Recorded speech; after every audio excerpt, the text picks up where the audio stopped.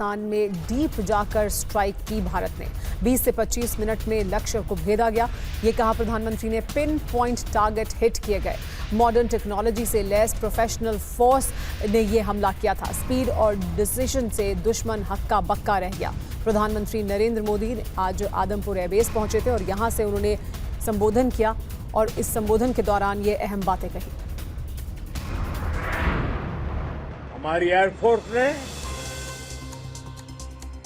पाकिस्तान में इतना डीप आतंक के अड्डों को टारगेट किया।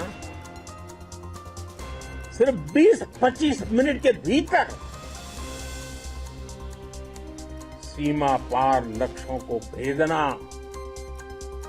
बिल्कुल पिन पॉइंटेड टारगेट को हिट करना, ये सिर्फ एक मॉडर्न टेक्नोलॉजी से लैस प्रोफेशनल फोर्स ही कर सकती है। आपकी स्पीड और प्रिसीजन इस लेवल की थी कि दुश्मन हक्का बक्का रह गया। उसको पता ही नहीं चला कि कब उसका सीना छलनी हो गया। और पीएम मोदी ने आज आदमपुर एयरबेस का दौरा किया। उन्होंने एयरबेस पर तैनात वायु योद्धाओं से मुलाकात की, उनका हौसला बढ़ाया। आदमपुर एयरबेस से पीएम मोदी ने पाकिस्तान के झूठ को बेनकाब कर दिया। ये तस्वीरें आदमपुर एयरबेस की हैं। ये शौर्य गाथा हिंदुस्तान के वायु वीरों की है। इन योद्धाओं का आज खुद पीएम मोदी ने हौसला बढ़ाया। तो इन तस्वीरों के जरिए पाकिस्तान का झूठ भी बेनकाब हो गया। पाकिस्तान के प्रोपेगेंडा की दुनिया के सामने पोल खुल गई। दरअसल पाकिस्तान ने झूठा दावा किया था कि उसने भारत के एयरबेस को नुकसान पहुंचाया था, लेकिन आज आदमपुर एयरबेस से जो तस्वीरें सामने आई, उससे शहबाज और मुनीर बेपर्दा हो गए। भारतीय एयर डिफेंस ने पाकिस्तान के ड्रोन और मिसाइल को आसमान में ही ध्वस्त कर दिया था और आदमपुर एयरबेस पर पीएम मोदी ने S-400 के साथ तस्वीरें दिखाकर भारत का साहस और पराक्रम दुनिया को दिखा दिया। आदमपुर एयरबेस में आधुनिक लड़ाकू विमानों का बेड़ा तैनात है। पीएम मोदी जब वहां पहुंचे तो जवान वंदे मातरम के नारे लगा रहे थे। जहां नारे लग रहे थे उसके चंद कदम दूर MiG-29 विमान और S-400 एयर डिफेंस सिस्टम तैनात था। ये वही S-400 है जिसने पाकिस्तान के हमलों को नाकाम कर दिया। पाकिस्तान ने 7, 8 और 9 मई की रात को दर्जनों ड्रोन हमले किए, मिसाइलों से भी निशाना बनाया गया, लेकिन S-400 ने पाकिस्तान के हमलों को नाकाम कर दिया। पाकिस्तान के खतरनाक मंसूबों पर पानी फेर दिया था। और आज प्रधानमंत्री ने और भी कई बड़ी बातें कही। उन्होंने भारत माता की जय से दुश्मन का कलेजा कांपता है, ये कहा। साथ ही आपने इतिहास रच दिया है, आप आने वाली पीढ़ियों के लिए प्रेरणा बने हैं। आपके पराक्रम से ऑपरेशन की गूंज सुनी गई। भारत माता की, भारत माता की, भारत माता की। जिसे रत्ती भर भी शक है वो इन तस्वीरों को देख ले,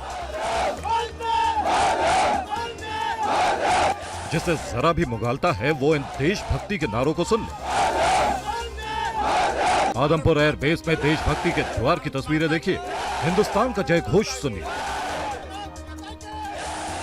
आज पीएम मोदी जब आदमपुर एयरबेस पहुंचे तब जवानों का जोश हाय था। प्रधानमंत्री ने भारत माता की जय के नारे लगाए तो जवानों की आवाज भी चारों तरफ गूंजने लगी। इस जय घोष को सुनकर पाकिस्तान का कलेजा बैठ गया। संदेश सीधा इस्लामाबाद तक गया। हिंदुस्तान की इस गर्जना से पाकिस्तान डरता है। मुनीर सेना की डर के मारे जान हलक में अटक जाती है।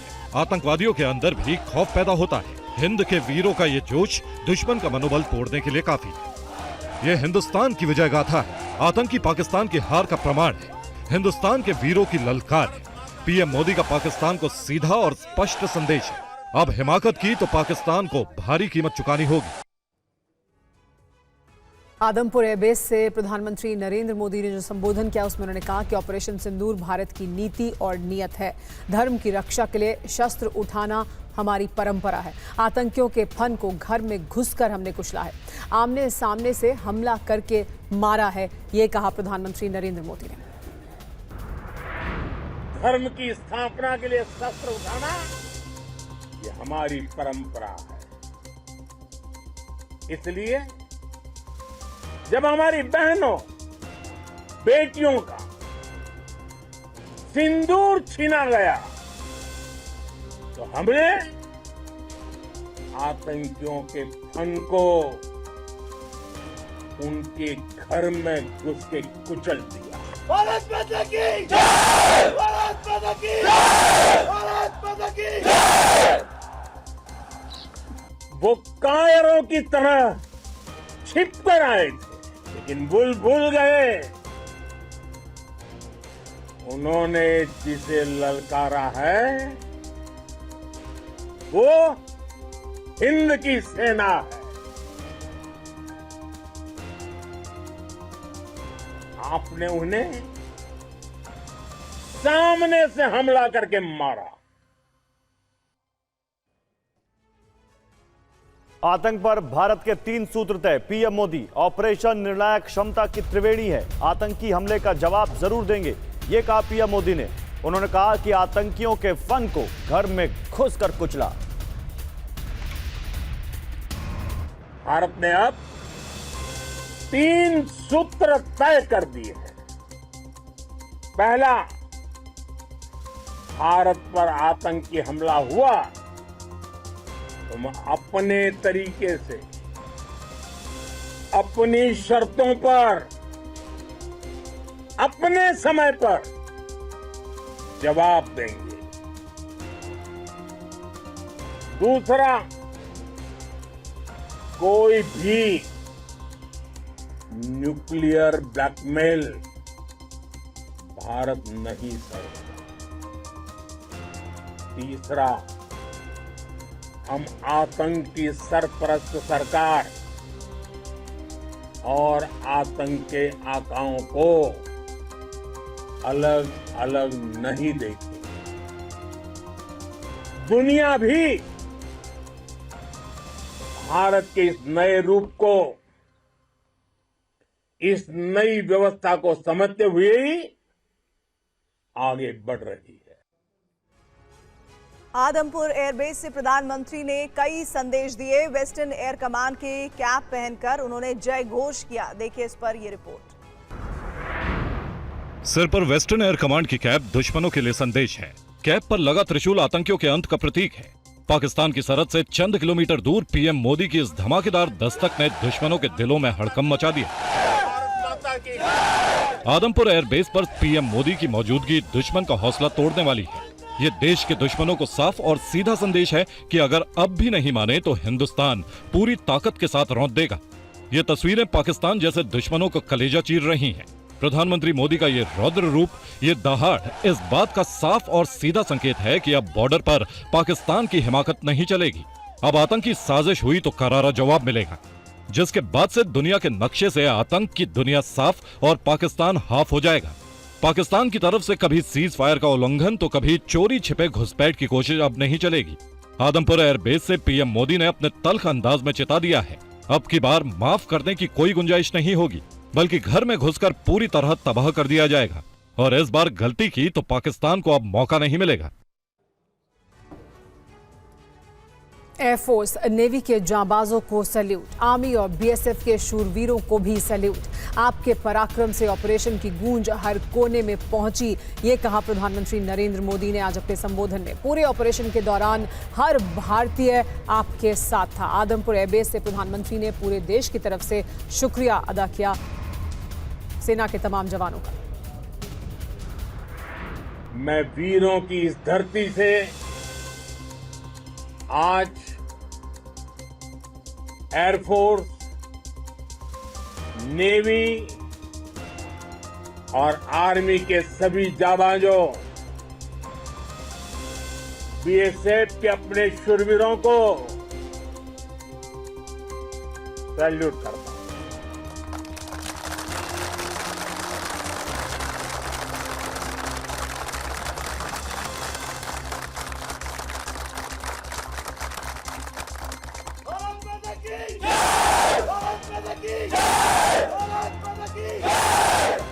आपके पराक्रम की वजह से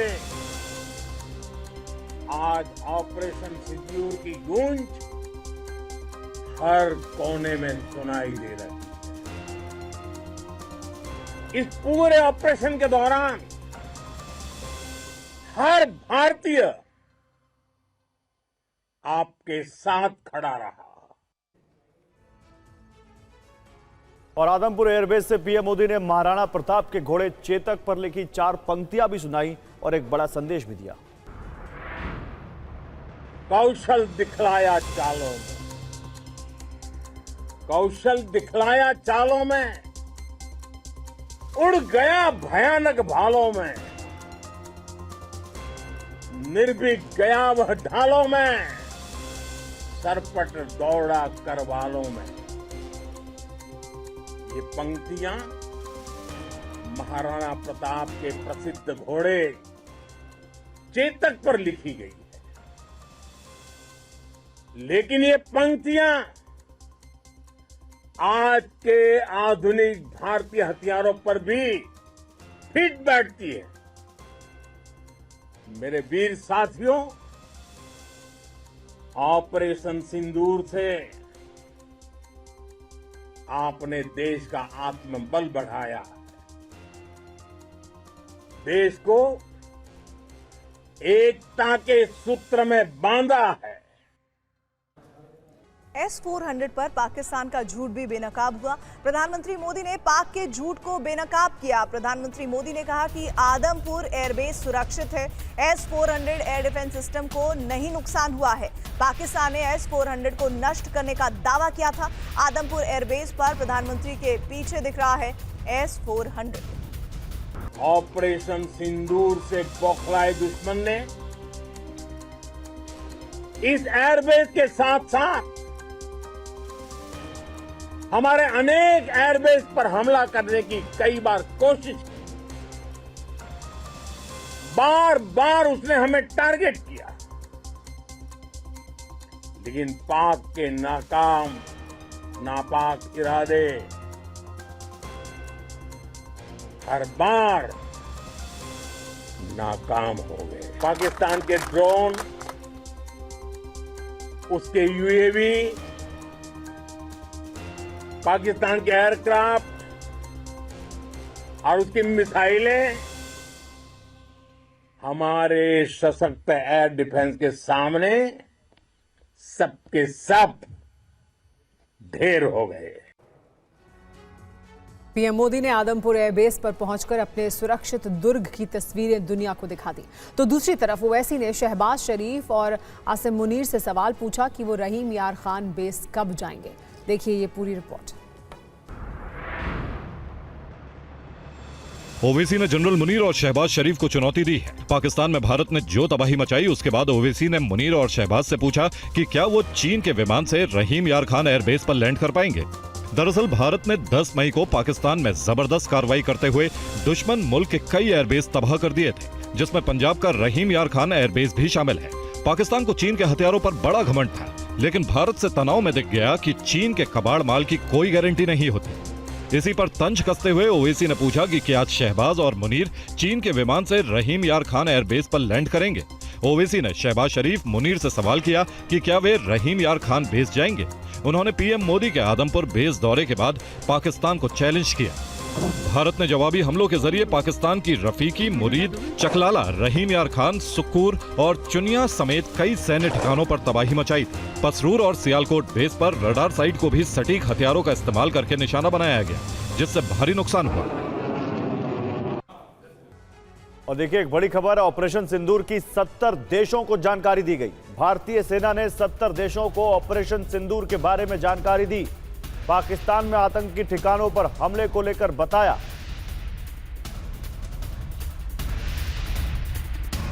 और हिंदुस्तान के प्रहार से पाकिस्तान की हालत खराब है। भारत की स्ट्राइक से पाकिस्तान को बहुत नुकसान हुआ है। अब पाकिस्तान में मुनीर के फैसलों का भी विरोध हो रहा है। इस पर यह रिपोर्ट जरूर देखिए। जिहादी सोच अब जनरल आसिम मुनीर को भारी पड़ रही है। जनरल मुनीर के फैसलों के खिलाफ पाकिस्तान में उबाल है। पाकिस्तानी सेना के कमांडर्स ने आसिम मुनीर के फैसले पर सवाल उठाए। पाकिस्तानी कमांडर्स का कहना है कि मुनीर की जिहादी सोच ने कई बार पाकिस्तान को खतरे में डाला है। भारत के ऑपरेशन सिंदूर के बाद पाकिस्तान की सेना में असंतोष पनप रहा है। पाकिस्तानी सेना में आसिम मुनीर का विरोध बढ़ रहा है। जनरल मुनीर अब पाकिस्तान में खलनायक बन चुके हैं। मुनीर के कई फैसलों को कोर कमांडर्स ने मुल्क के लिए बेहद घातक बताया। पाकिस्तान सेना के कोर कमांडर्स ने आसिम मुनीर पर बड़े आरोप लगाए। कमांडर्स का कहना है कि मुनीर ने सेना की साख गिराई, पाकिस्तान को घोर संकट में डाला। जनरल मुनीर के गलत फैसलों की वजह से पाकिस्तानी सैनिकों की मौत हुई, तो जनरल मुनीर बिना वजह शाहबाज सरकार में हस्तक्षेप करते हैं। भ्रष्टाचार में लिप्त जनरल आसिम मुनीर ने कई रिश्तेदारों को सरकारी पदों पर नियुक्त किया।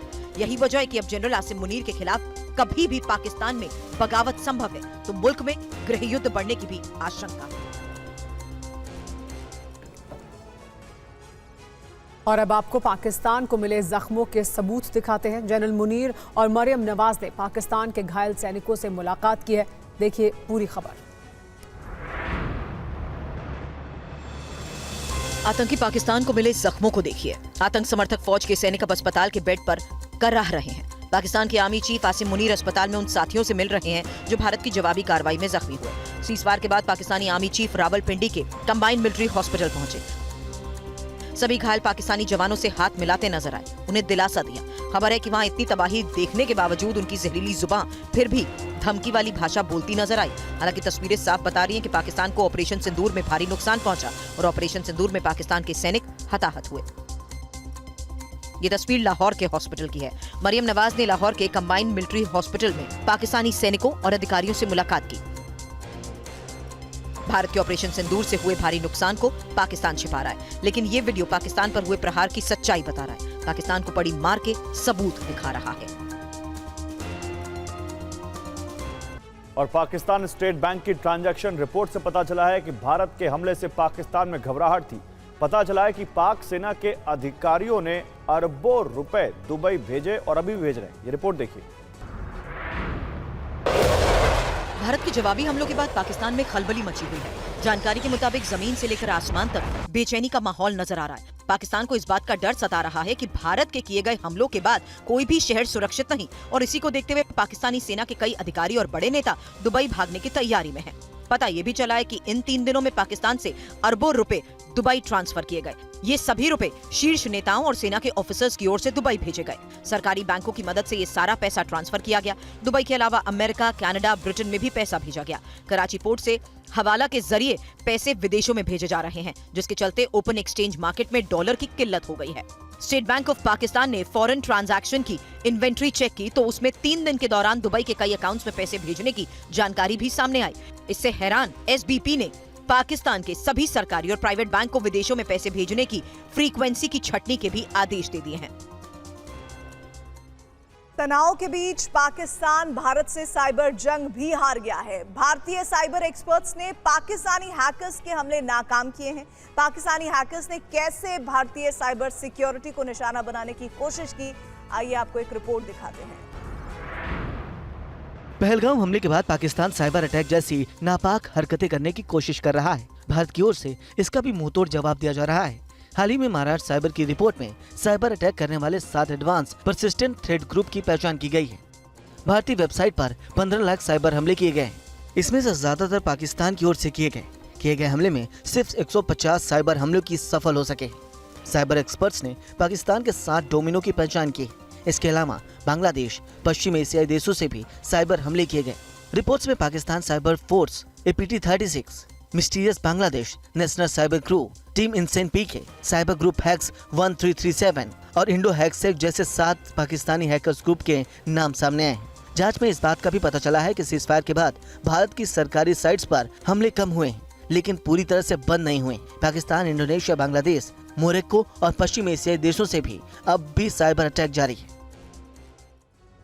पाकिस्तान से आज़ादी के लिए बलूच लिबरेशन आर्मी लगातार संघर्ष कर रही है। इसको लेकर BLA ने लंबे समय से पाकिस्तानी सरकार के खिलाफ मोर्चा खोल रखा है।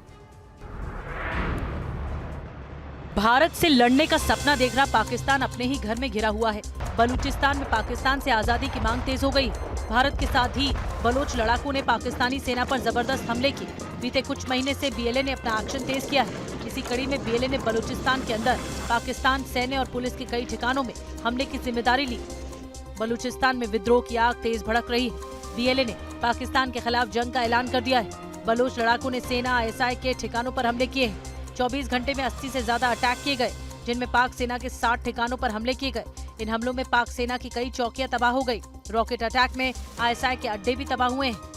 BLA की ओर से कहा गया है ऑपरेशन अभी जारी है। इसका मकसद कई रणनीतिक लक्ष्य पूरा करना है। बीएलए ने हाल ही में किए हमलों में स्थानीय पुलिस स्टेशन, सैन्य काफिलों और प्रमुख राजमार्गों के साथ ही बुनियादी ढांचे को निशाना बनाया। बलोच लिबरेशन आर्मी ने पंचकुर और होशाब में पुलिस स्टेशन सहित सरकारी इमारतों पर कब्जा कर लिया है। और बलोच लिबरेशन आर्मी ने पाकिस्तान की सेना को डायरेक्ट धमकी दी है। बीएलए ने कहा है कि अब पाकिस्तानी आर्मी के काफिलों पर हमले तेज होंगे। ये पूरी खबर देखिए। बलूच लिबरेशन आर्मी अब पाकिस्तान के लिए सबसे बड़ा खाल बन चुकी है। पाकिस्तान के बुनियादी फौज को अब बीएलए ने सीधी धमकी दी है। बीएलए ने चेतावनी देते हुए कहा है कि अगले हफ्ते पाकिस्तानी सेना के खिलाफ बड़ा अभियान शुरू होगा। पाकिस्तान की सेना के बंकर, पोस्ट और काफिले पर बीएलए के हमले संभव हैं। बलूचिस्तान के केच, पासनी और तुर्बत इलाके में पर्चे बांटकर पाकिस्तानी सेना को धमकी दी गई। बीएलए के इन पर्चों में ग्वादर और कराची हाईवे को निशाना बनाए जाने की वार्निंग लिखी गई। आम लोगों से अपील की गई है कि अब ग्वादर और कराची हाईवे से दूर रहें। बलूचिस्तान के ऐलान जंग के लिए बीएलए की तरफ से बयान जारी किया गया है। बीएलए ने कहा है कि पाकिस्तान के खिलाफ संगठित युद्ध की शुरुआत है। बीएलए की लड़ाई पाकिस्तान की सेना और आईएसआई की खुफिया मशीनरी के खिलाफ है। बीएलए ने कहा है कि बलोच सरजमी को जंजीरों से बांधने की कोशिश की जा रही है। आईएसआई ग्लोबल टेरर फैक्ट्री है और आतंकियों को पालती पोसती है। पाकिस्तान के हाथ बलोचों के खून से सने हैं। भारत और विश्व से सहयोग मिले तो आतंक मिटा देंगे। और अब बारी पहलगाम के हमलावरों के खात्मे की है और इसको लेकर किस तरह से भारत ने तैयारी की है। पहलगाम हमले में शामिल आतंकियों के अब पोस्टर लगाए गए हैं। ये रिपोर्ट आप देखिए उसके लिए। आतंक के आकाओं की हर चाल नाकाम हो रही है। दहशतगर्दी की एक एक फैक्ट्री को ध्वस्त कर दिया गया। जिन्हें हूरों का शौक था, जिन्हें जिहाद की सनक थी, जिन्हें कश्मीर में अमन पसंद नहीं था, ऐसे आतंकियों को जहन्नुम भेज दिया गया। पाकिस्तान में घुसकर दहशतगर्दों को चुन चुन कर मारा गया। ज्यादातर का काम तमाम हो गया और जो बचे हैं उनकी भी अब खैर नहीं है। जम्मू कश्मीर में सुरक्षा बलों ने आतंकियों के खिलाफ सफाई अभियान तेज कर दिया है। जम्मू कश्मीर में पहलगाम के आतंकियों के पोस्टर लगाए गए हैं। इन पोस्टर को सार्वजनिक जगहों पर लगाया गया है। ये 3 आतंकी पहलगाम में 22 अप्रैल को हुई 26 हत्याओं के गुनहगार हैं। देश के इन दुश्मनों को पहचान लीजिए।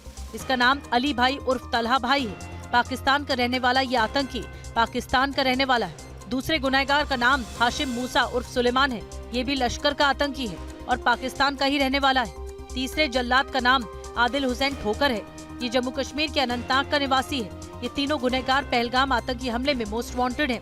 इन आतंकियों का सुराग देने के लिए नंबर भी जारी किए गए हैं। इन आतंकियों की सूचना देने पर 20 लाख के इनाम का ऐलान किया गया है।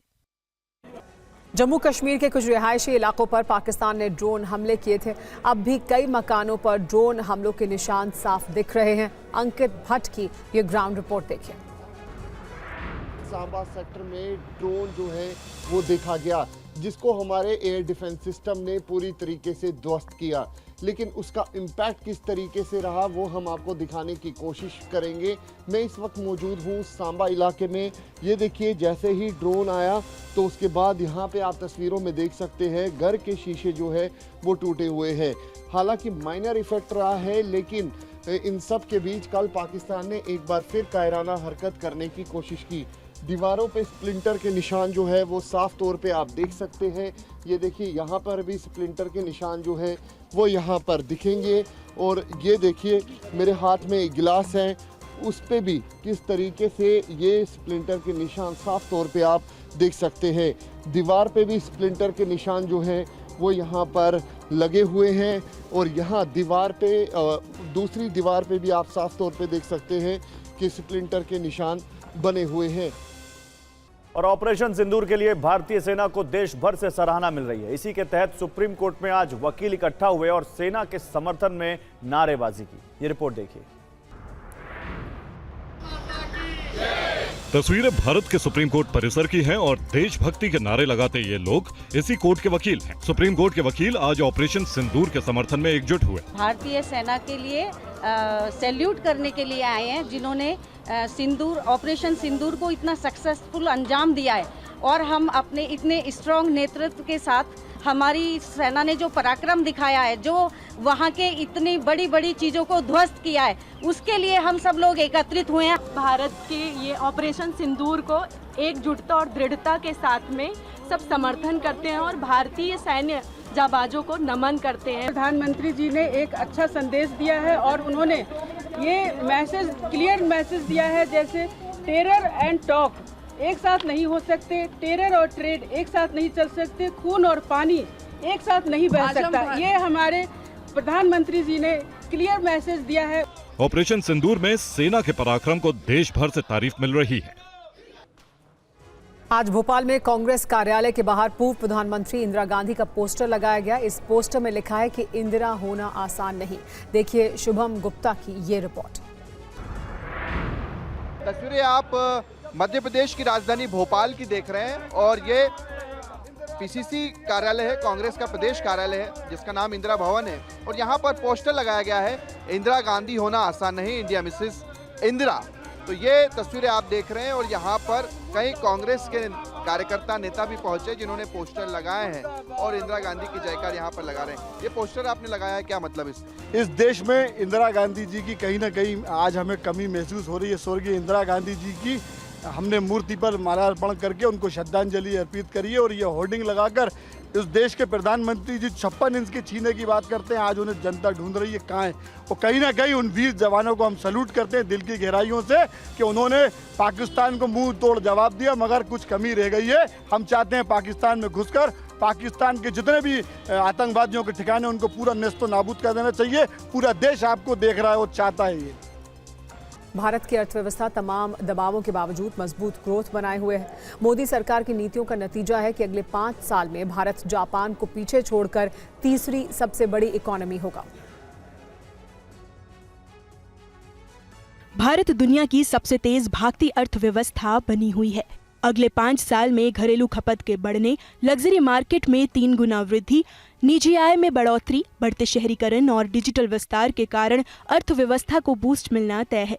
एक रिपोर्ट के मुताबिक 2030 तक भारत की जीडीपी $7.3 ट्रिलियन की होगी, जो मौजूदा $3.9 ट्रिलियन के मुकाबले करीब 2 गुना ज्यादा है।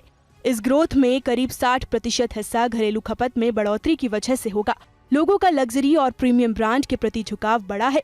2030 तक लग्जरी मार्केट मौजूदा $10 बिलियन से बढ़कर 2030 में $30 बिलियन पहुंचने का अनुमान है। 2030 तक सालाना 30 लाख से ज्यादा आय वालों की संख्या में 3 गुना बढ़ोतरी का अनुमान है। 2030 तक 40% भारतीय शहरों में रह रहे होंगे। 2021 में ये संख्या 34% थी। भारत में 1.1 बिलियन स्मार्टफोन यूजर और 840 मिलियन इंटरनेट यूजर ने घरेलू खपत को रफ्तार दी है। 2030 तक ई कॉमर्स कारोबार 5 गुना बढ़कर $224 बिलियन पहुंचने का अनुमान है। देश की आधी संख्या 35 वर्ष से कम है, जो अपने सपने पूरे करने के लिए खर्च करने को तैयार है। और देखिए इस वक्त विदेश मंत्रालय की प्रेस कॉन्फ्रेंस चल रही है, आपको सीधे वही लिए चलते हैं। Military action, let me be clear, operation Sindoor which was not heeded to by the Pakistani side at that time. It is natural that many foreign leaders who heard this from us would have shared it with their Pakistani interlocutors. Jessica, you had a question on IWT. The other day you saw that after the CCS decision, this Indus Water Treaty has been put in abeyance. I would also like to take you back a little. The IWT, the Indus Water Treaty, was concluded in the spirit of goodwill and friendship as specified in the preamble of the treaty. However, Pakistan has held these principles in abeyance by its promotion of cross-border terrorism for several decades now.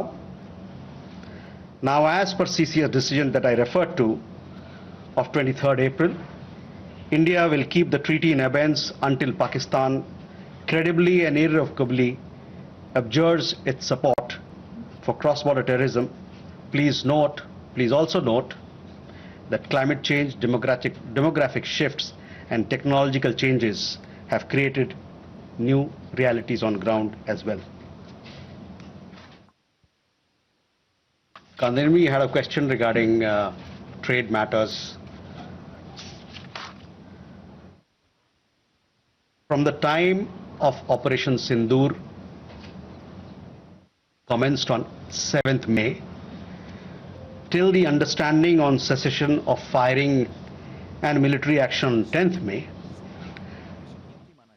There were conversations between Indian and US leaders on the evolving military situation. The issue of trade did not come up in any of these discussions.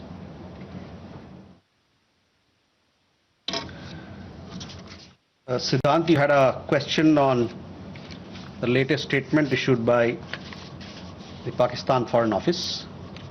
We have seen the statement made by the Pakistani side that a nation which has nurtured terrorism on an industrial scale should think that it can escape the consequences is fooling itself.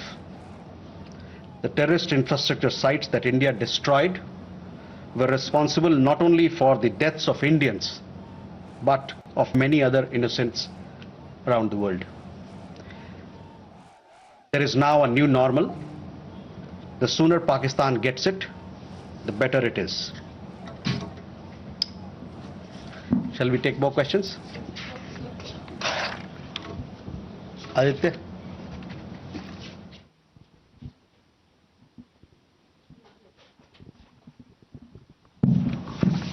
Mr. Jaiswal, I have two quick questions. One, that some of the Indian diplomats who have given interviews abroad have said that India has electronic intercepts and gathered intelligence linking to Pahalgam attackers to the handlers, and they have been planning more attacks. So have you given any kind of this evidence to the foreign attaches and diplomats that were briefed today, and in the context of ambassadors also that were briefed earlier?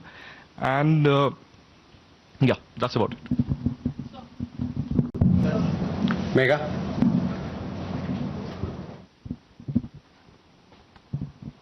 Good evening, sir. Megha from Newsax. My question is that India, it's being reported, is going to be sending a team to the UNSC 1267 Sanctions Committee. The meeting is going to be held later in the week, and the purpose for it is to declare the TRF as a globally designated terrorist organization. If you could shed more light into this. Okay. Rishabh?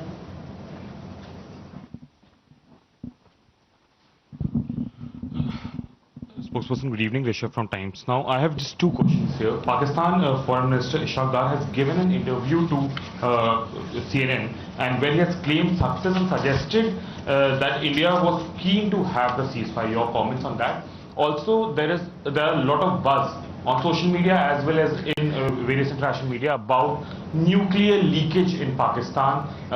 Can you shed some light on that as well?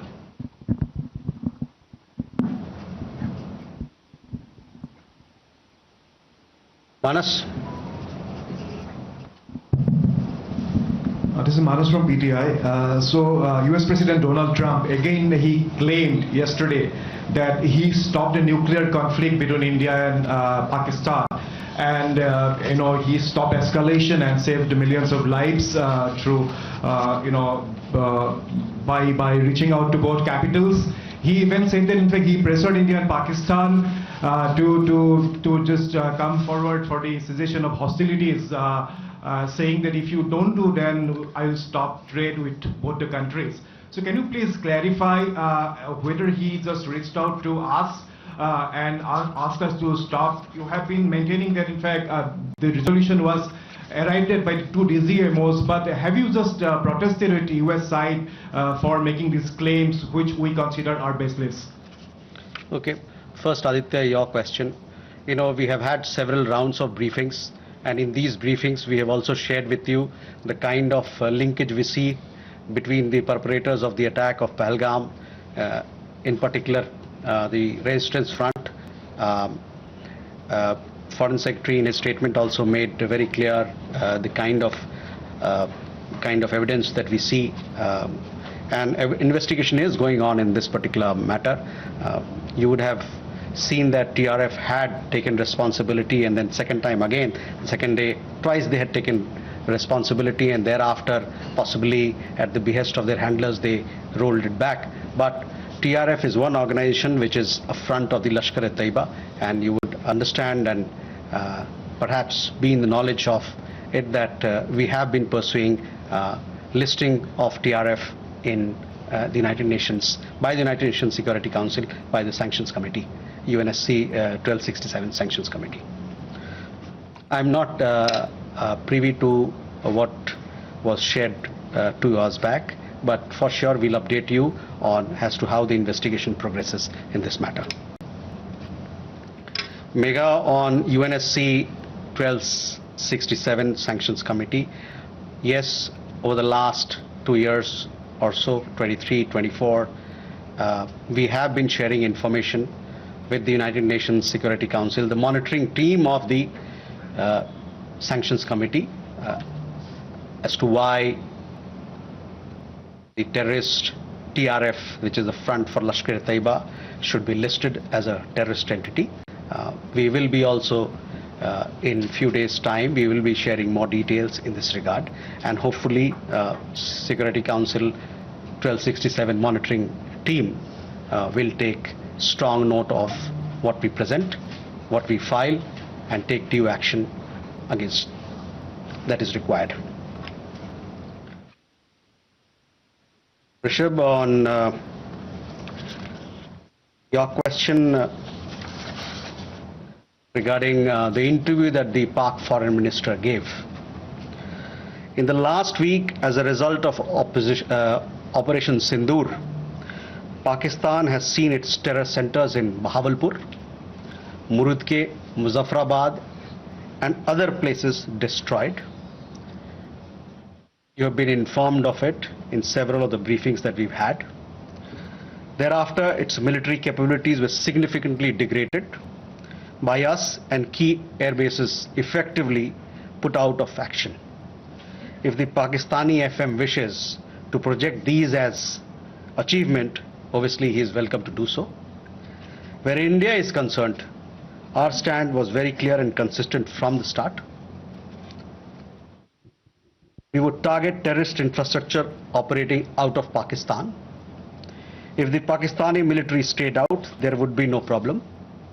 If they fired on us, we would respond suitably. Till the night of 9th May, Pakistan was threatening India with a massive assault. Once their attempt failed on 10th May morning, and they received a devastating Indian counter response, their tune changed, and their DGMO eventually reached out to us. I just referred to the timings, etc., as to when they reached out. In essence, India's position remained the same. Pakistan's position changed on 10th May morning after its air bases were